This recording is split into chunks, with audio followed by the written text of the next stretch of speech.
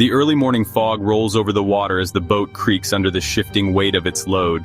There's no siren, no alarm, no supervisor watching from the break room. Out here, safety lives in the eyes and instincts of the crew.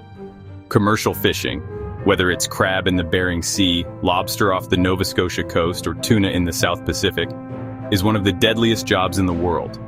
Every year, vessels are lost. Crews go overboard. Injuries pile up silently in the isolation of open water. And yet, the stories of those close calls and those preventable tragedies are rarely told outside the community. The assumption is it comes with the territory, but observation, even here, saves lives. Let's talk about what to watch for in commercial fishing, a profession where nature, machinery, and fatigue don't just shape the workday, they define the stakes. The ocean itself is an unpredictable force, changing moods faster than forecasts can catch up. Machinery is powerful and often unforgiving, with heavy hydraulics, spinning winches, and sharp tools operating in tight quarters. And fatigue? It's not a side effect. It's a constant companion. Long shifts, rocking vessels, and the relentless pressure to catch before weather or quota cuts the trip short create an atmosphere where errors can become fatal. In this world, safety observations are not a luxury, they are a lifeline. And recognizing the warning signs early, whether it's a frayed rope, an unspoken look of exhaustion, or a change in sea swell, can make the difference between heading home with a full hold or not heading home at all. In 2020, a deckhand in Alaska was crushed between two crab pots while trying to secure a load during rough weather. The lashing system had slipped after a sudden swell. The vessel had experienced similar lash failures the month before, but no changes were made to the tie-down configuration. The captain later admitted that he had meant to check the rigging, but things had been too busy. One missed observation became a fatal oversight, according to the US CDC. The fatality rate in commercial fishing is 29 times higher than the national average. The majority of deaths are from falls overboard and vessel disasters, followed by traumatic injuries from equipment. In Nova Scotia, a small scallop boat lost power during a winter run. As the crew attempted to restart the engine, the battery sparked, igniting nearby fuel vapors. No one had noticed the minor fuel leak near the engine housing, nor had the battery terminal been fully shielded. The explosion left one crew member with second-degree burns and another with a fractured arm after being thrown against the bulkhead. At sea, there is no fire department to call. Observations must happen before emergencies unfold. In New Zealand, a young crewman was pulled overboard when his arm became entangled in a trawl line during gear deployment. He had been wearing a jacket with loose cuffs and hadn't been properly briefed on the risk of standing near the rail while winches were active.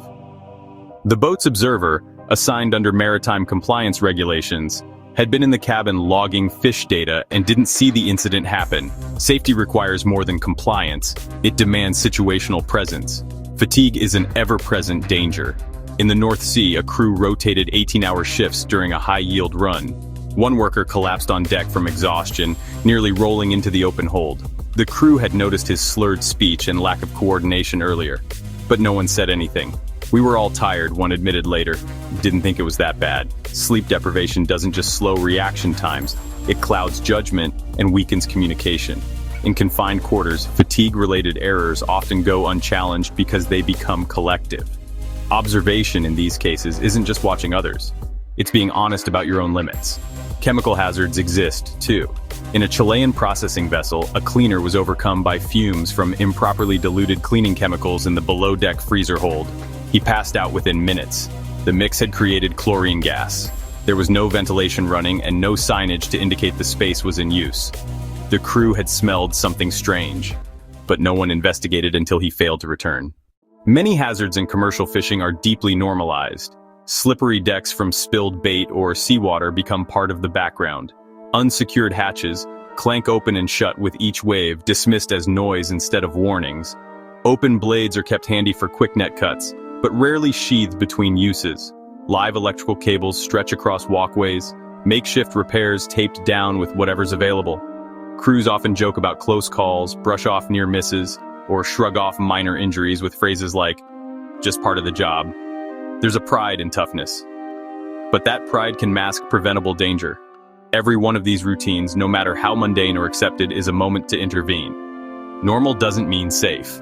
And the longer a hazard goes unquestioned, the easier it becomes to overlook. until it becomes the last thing anyone remembers before something goes wrong. In Iceland, a crew had been stepping over a rusted deck plate for weeks. One morning, it finally gave way, sending a crewman's leg through to the compartment below. He tore ligaments in his knee. The plate had been flagged in a verbal report, but never logged. The replacement part was on board, but hadn't been installed. What else goes unnoticed? Weather. In the Philippines, a sudden storm capsized a small fishing vessel. The crew had missed updated weather alerts due to outdated radio equipment. A newer crew member had asked about checking the weather again, but was told, "We're almost done. We'll be fine." That phrase, "we'll be fine," is one of the most dangerous in commercial fishing. Here's another risk: undocumented workers.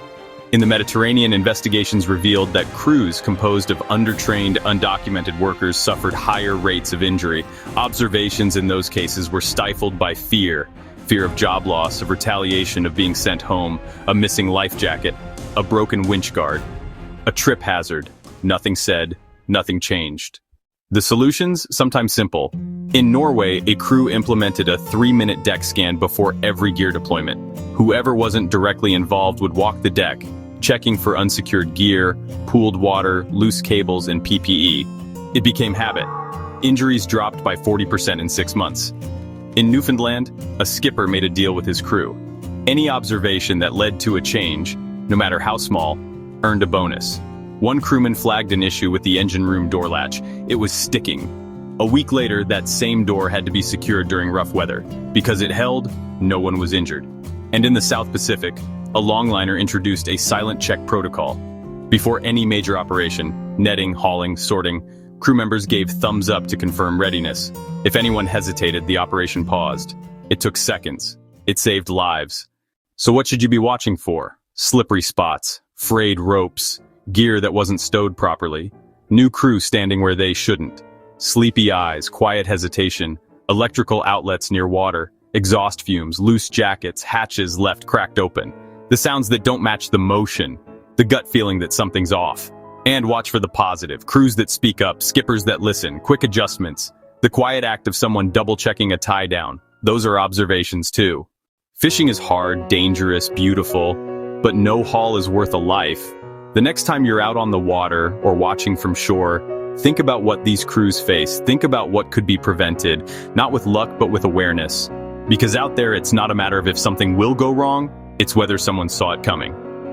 Thank you for watching, and welcome to the Safety Smart HQ community. If you've worked in commercial fishing or have a story to share about a safety moment at sea, leave it in the comments. It might help someone else make it back to port. And don't forget to subscribe so you don't miss our next episode, where we'll turn to a land-based risk: the silent hazards faced by spray foam insulators. Stay sharp out there.